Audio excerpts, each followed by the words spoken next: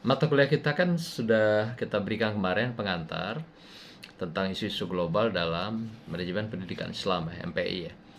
Materi yang saya sampaikan tadi itu berkenaan dengan bagaimana kita mengenali perguruan tinggi, sekolah, atau lembaga pendidikan yang internasional. Itu tadi yang saya sampaikan. Kan ada konsepnya, kemudian bagaimana organisasinya, bagaimana SDM-nya, bagaimana pembiayaannya, bagaimana kerjasamanya gitu. Apa yang menjadi penekanan daripada lembaga pendidikan atau yang berkelas internasional itu adalah paling pokok, intinya adalah punya standar internasional, standar dunia. Apa itu yang menjadi standar dunia itu? Pertama, pada perspektif SDM.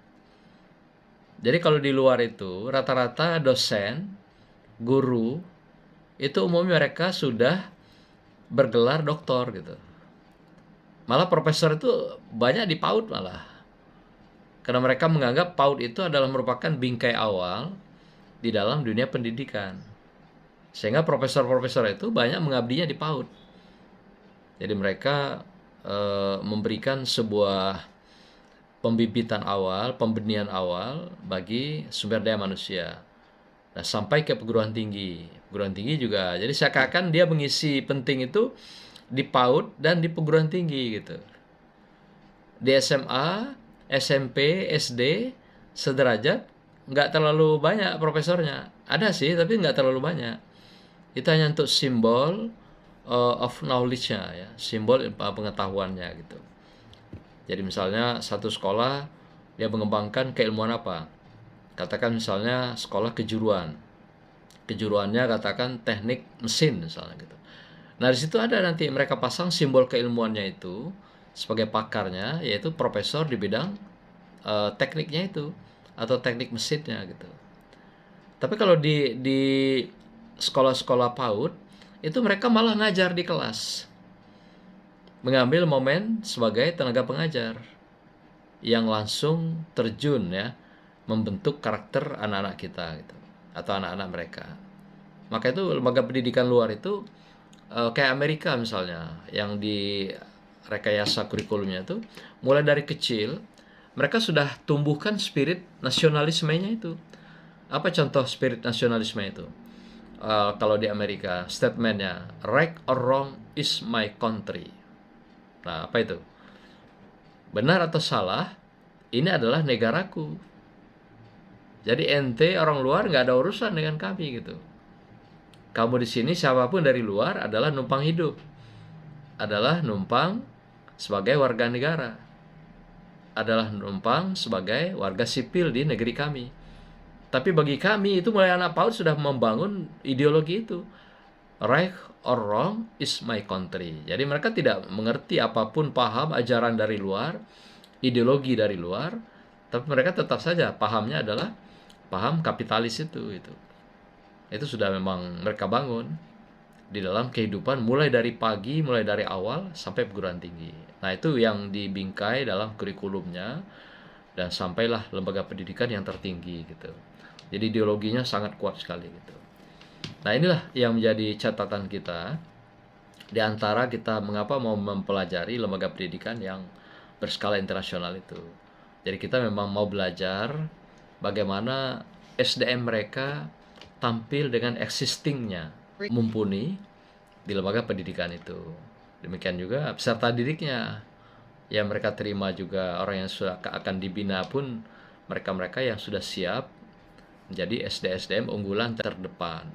Bagaimana juga kerjasamanya, bagaimana pemasarannya, bagaimana juga mereka menjadikan lembaga itu sebagai lembaga yang punya jejaring yang luar biasa keluar dengan tingkat dunia gitu.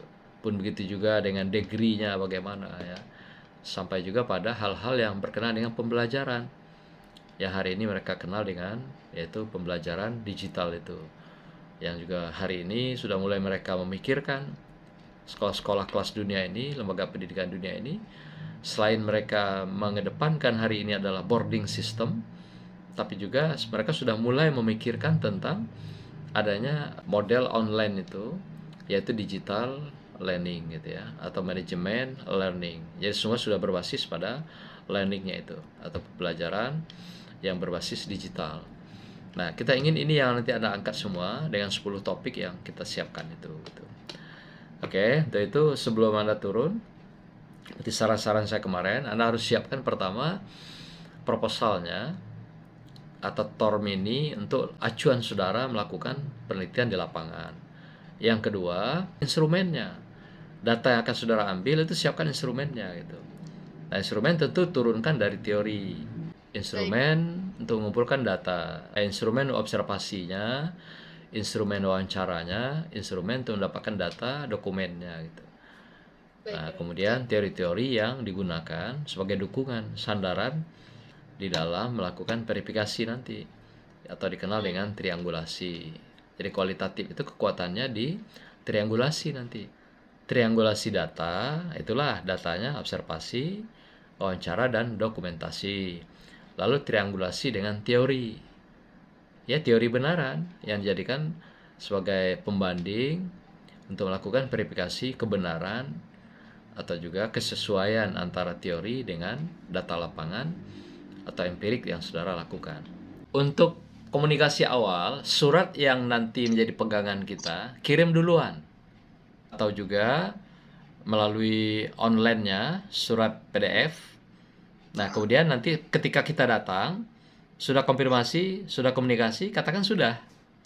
Itu kiat pertama dulu. Jangan langsung nyelonong bawa surat. Kayak buat jualan kredit gitu, nggak mau gitu. Ya, ini profesional. Jadi maka itu saya minta itu suratnya minta duluan. Kalau bisa satu-satu akan lebih baik. Kalau tidak secara kolektif juga nggak masalah gitu. Nah, tapi kalau bisa satu-satu kan cuma 10 orang dikit. Nah, kirim duluan suratnya ke rektor. Kemudian baik tertulis maupun yang PDF. Mereka kan punya surat elektronik itu. Kirim duluan. Nah, kemudian sampaikan kapan kemungkinan akan datang, komunikasi nanti dengan surat yang ditujukan itu gitu. Melalui online boleh, mainkan di online-nya itu. Nah, jadi perkiraan akan datang, kalau perlu dibujikan di surat itu. Kami akan datang kira-kira berkisar tanggal sekian sampai sekian.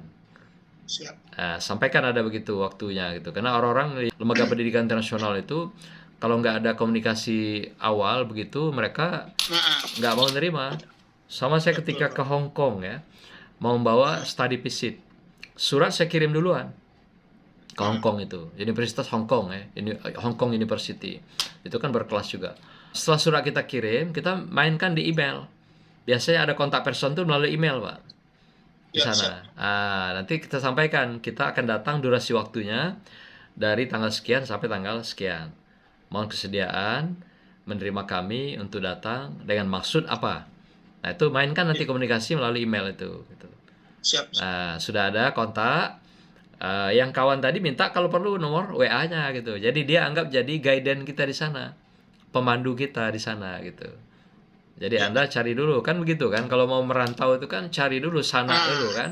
Cari sanak dulu di rantau orang itu gitu kan. Nah, ini caranya begitu. Ya, induk semang ya. Kalau orang Minang kan begitu, cari induk semang dulu gitu kan. Kalau untuk tinggal gak ada hotel, cari surau dulu gitu kan. Cari lapau, tempat makan. Nah, begitulah Pak. Itu dari awal ya. Nah, ketika nanti masuk, itu kan pasti masuk di gerbang, ditunggu oleh satpam. Nah, satpam, mohon izin Pak, kami menemui si Anu. Nah, berarti ada yang sudah dicari di sana Pak. Tadi kontak person kita itu. Nah, nanti Bapak sambil jalan dari Jambi sudah mulai kontak, Bu atau Bapak, kami tanggal sekian ke sana. Nah, mulai pagi itu berangkat kasih tahu, saya naik pesawat ini. Diperkirakan sampai Jakarta jam sekian. Dan mungkin sampai ke kampus Bapak jam sekian gitu. Mohon nanti kami akan kontak dan hubungi Bapak. Nah, nanti melalui dia, apakah dia yang akan langsung bawa ke rektornya, atau siapa yang ditunjuk oleh rektor, atau dia yang dampingi, atau dia tunjuk orang, nggak masalah.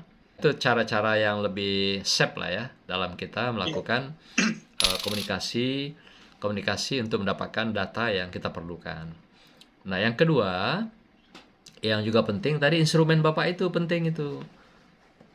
Selain tadi yang surat pengantar ya, itu kan sudah dari awal dibutuhkan. Nah, instrumen itu Pak, Jadi instrumen itu yang memandu perjalanan Bapak untuk dapatkan data atau informasi di sana. Nah, maka itu bikin betul nanti instrumennya. Kalau nanti ada yang ragu, contoh membuat instrumen, boleh kita bikin satu kali Zoom atau satu kali offline sebelum keberangkatan. Saya pandu cara membuat instrumen yang baik gitu. Supaya Bapak Ibu punya panduan lah dalam perjalanan. Nah, tapi yang penting sekarang cari teorinya, bangun teorinya yang sesuai dengan tema Bapak-Bapak Ibu sekalian. Nanti tinggal menurunkan menjadi instrumen gitu. Nah, kalau sudah ada guidance di sana, pemandu kita, sudah ada instrumen, Bapak udah pede itu. Ya, nggak keluh lagi itu. Nah, yang ketiga, kiatnya tadi saya bilang, jangan jalan sendirian. Bagusnya bawalah teman, satu atau dua orang. Itu juga membuat Bapak punya kekuatan juga. Atau kalau memang nggak bisa teman yang diajak bersama, ajak suaminya. Hitung-hitung bulan madu ya ke Jakarta gitu. Atau yang bapak-bapak bawa istri. Itu biasa bapak-bapak nggak mau bawa istri ini kan. Rugi dia katanya kan. Wah iya rugi lah kalau jangan. Jadi ada teman lah, ada pendamping yang bisa dijadikan sandaran juga untuk komunikasi di lokasi yang jadi sasaran kita gitu. Itu yang penting.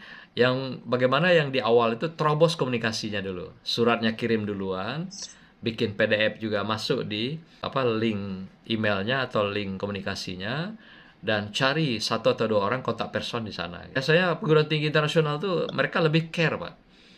Yang banyak bertingkah ini yang tidak ada berkelas gitu. Ya, sudah ada berkelas bertingkah pula gitu. Sama juga kalau orang gagah, orang cantik itu tidak ada banyak macam-macam. Yang bertingkahnya kadang yang sudahlah buruk bertingkah pula itu kan. Nah, kayak di grup ini kan cantik semua, ganteng semua. Tidak akan ada yang bertingkah. Iya. Mudah-mudahan dengan begitu gak akan keluh lagi Pak. Keluh jadi kelar nanti itu. Ini kan terakhir ini kita pertemuan. Nanti Bapak Ibu langsung turun riset kuliah lapangan. Nah, sepulang dari perantauan itu baru kita ketemu lagi. Gitu. Jadi sekarang bekalnya cukup lah 2 kali pertemuan. Kan dokter semua ini kan. Nah, nggak usah banyak-banyak. Sisanya tinggal kuliah lapangan. Nah, kuliah mandiri itu. Secara empirik gitu kan. Ini yang saya katakan ini kuliah yang sesungguhnya. Kalau istilah kuliah merdeka, ini bagian merdeka lah ini gitu ya. Untuk Bapak Ibu bisa menikmati kuliah lapangan dan melihat langsung pendidikan yang sudah berskala internasional gitu ya, yang besar. Nah, itu kita jadikan pengalaman pengayaan kita sebagai pakar pendidikan nanti. Kita tahu Syahid, kita tahu UI, kita tahu ITB, ini kan perguruan tinggi yang sudah masuk ranking dunia gitu kan. Iya. Nah, maka itu kita pahami nanti, kita harus tahu itu sebagai pakar pendidikan, gitu. Pakar manajemen. Semoga semuanya berjalan dengan indah. Selamat jalan, selamat mengabdi, selamat berjuang. Semoga semuanya menghasilkan sesuatu yang indah dan berakhir dengan husnul khotimah. Demikian, wassalamualaikum warahmatullahi wabarakatuh. Waalaikumsalam warahmatullahi wabarakatuh. Oke.